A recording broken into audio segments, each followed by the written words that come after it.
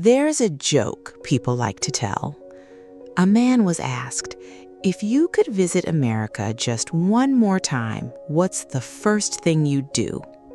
He smiled and said, I'd ask for a glass of water.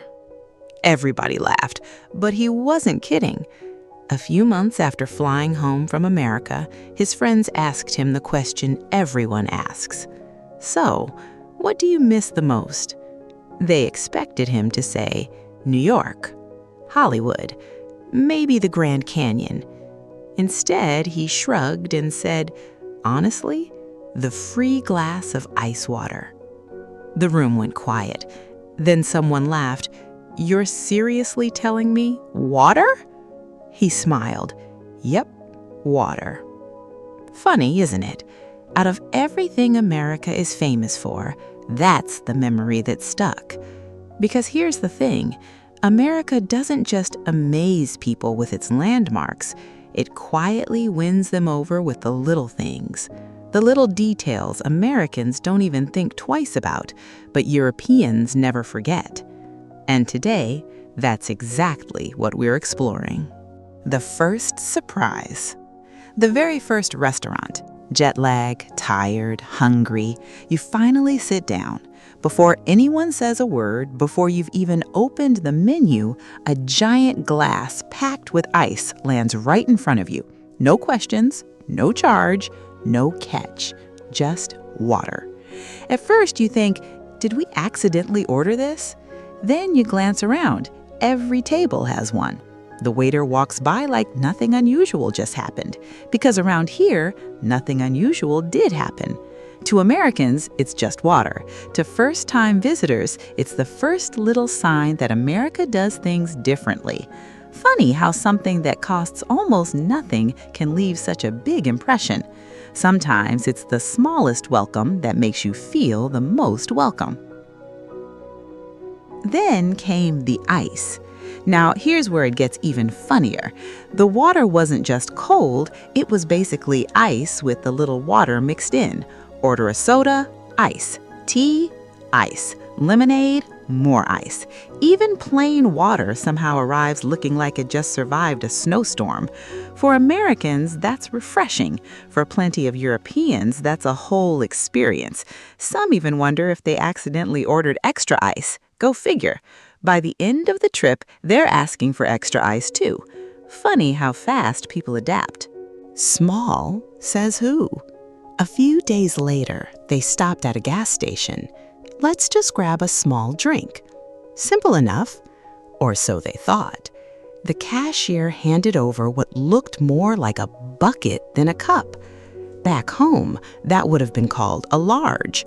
Here, it was the small. That's when it hits you.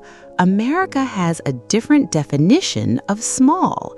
No wonder road trips here are measured in hours instead of minutes. You don't just buy a drink, you pack for the journey. The shopping cart that could carry a family. The grocery store looked normal until they grabbed a shopping cart. It rolled out and just kept going. Back home, shopping carts are built for tonight's dinner. In America, they're built like people are stocking up for winter. You start pushing it around, and before you know it, you've got enough room for cereal, watermelon, paper towels, dog food, and somehow a giant pack of toilet paper. Nobody stares. Nobody thinks it's unusual. It's just another Saturday. As the saying goes, everything's bigger in America. Turns out, sometimes that's actually true. The window behind the window. Here's one almost nobody talks about. The windows. Not the glass, the screen. Almost every home has one. At first glance, it looks like there's another window sitting on top of the real one. Only later do visitors realize it's there to let the fresh air in while keeping mosquitoes and bugs out. Simple, practical, brilliant. Americans grow up with it. They barely notice it anymore. Visitors, they notice it almost immediately. It's proof that the best ideas are often the simplest ones. Wait, your sink does what? This one usually gets the biggest reaction. Dinner's over. Someone scrapes leftover food into the sink. Then they flip a switch. Suddenly, there's a loud grinding sound. The food disappears, just like that. For a second, visitors wonder if something broke. Nope, that's just the garbage disposal. Americans use it without thinking twice. For first-time visitors, it feels like something out of a science fiction movie. It's one of those inventions that makes you think, why don't we have this back home? That's the funny thing about convenience. You don't realize how useful it is until you've lived without it. Help yourself. Walk into an American fast food restaurant. Grab your meal, then look around. Napkins, ketchup, mustard, hot sauce, straws, lids, extra ice. They're all sitting there. Nobody's counting. Nobody's watching. You just take what you need. Back home, people might ask first. Here, it's almost an unspoken rule. Help yourself.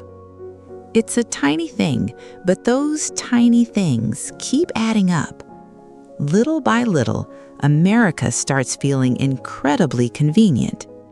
Water for everyone. After walking around all afternoon, you're thirsty.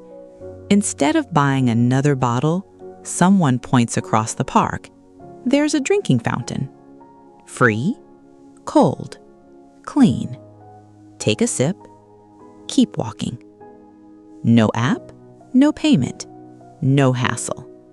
It's easy to overlook. Americans do it every day. Visitors remember it because it quietly removes one more problem from the day. And that's becoming a pattern. America isn't trying to impress anyone. Nobody advertises these things. Nobody puts them on postcards.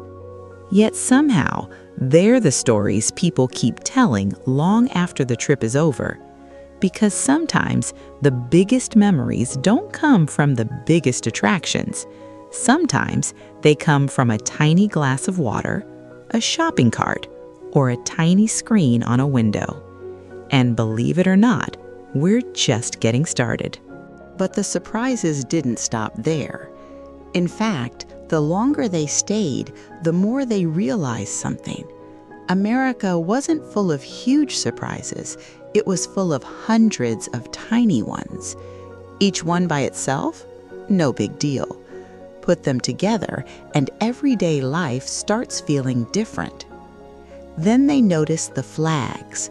One morning, they left the hotel early, coffee in one hand, phone in the other. That's when something finally clicked. Flags everywhere. Outside homes, schools, car dealerships, fire stations, even small businesses. Nobody was making a big speech. Nobody was trying to prove anything. The flag was simply there. For Americans, it's part of the scenery. For many Europeans, it's impossible not to notice. One traveler laughed, "I think I saw more American flags in one neighborhood than I had seen my entire life." Whether you love it or not, it tells you something. Americans aren't shy about showing where they're from. The fan that never stops. Then came another little detail, the ceiling fan. Hotel room? There's one.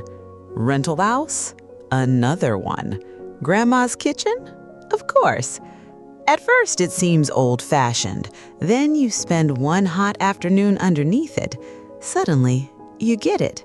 Not everything has to be high-tech. Sometimes the simplest solution is still the best one. If it ain't broke, don't fix it. One traffic rule that makes visitors look twice. Driving in America is already an adventure. Wide roads, big trucks, long highways. Then you pull up to a red light. The car in front of you turns right on red. Wait, is that allowed? Yep, in many parts of America it is. The first time visitors see it, they think someone just broke the law. 5 minutes later, they're doing it too. It's one of those little rules that quietly keeps traffic moving. Different country, different habits. Then came the refills. Now here's the one people never stop talking about. Lunch. Burger, fries, a soda. Pretty normal. Halfway through the meal, the drink is empty. Back home, that usually means buying another one. The server walks over, smiles. Need a refill? Wait, for free? Sure enough, no extra charge, no awkward conversation, just another refill, then another, and maybe one more for the road. One traveler joked, "I stopped drinking because I was full, not because the restaurant stopped refilling my cup." That's America. Nobody advertises it, but everybody remembers it. Cold air everywhere. Step outside in July. It's blazing hot. You walk into a grocery store, instant relief. Restaurant? Cool. Coffee shop? Cool. Hotel lobby? Cool. Even the gas station feels comfortable. Air conditioning isn't treated like a luxury. It's simply part of everyday life. Funny enough, visitors don't notice it right away. They notice it the first time they go back somewhere without it. You never know what you've got until it's gone. The parking lot that never ends. Then there are the parking lots. You pull into a supermarket and it feels like you've arrived at a football stadium. Row after row, space after space. You honestly wonder, does every single one of these fill up? Sometimes they do. Americans barely notice. They're used to driving almost everywhere. Visitors? They're usually reaching for their phones to take a picture. Not of the store, the parking lot. Now that's something nobody expected. People who smile for no reason. Then something happens that can't be measured. You're walking into a store. Someone holds the door. You say thanks. They answer, you got it. You pass another person. How's it going? The cashier asks how your day's been. The barista remembers your order.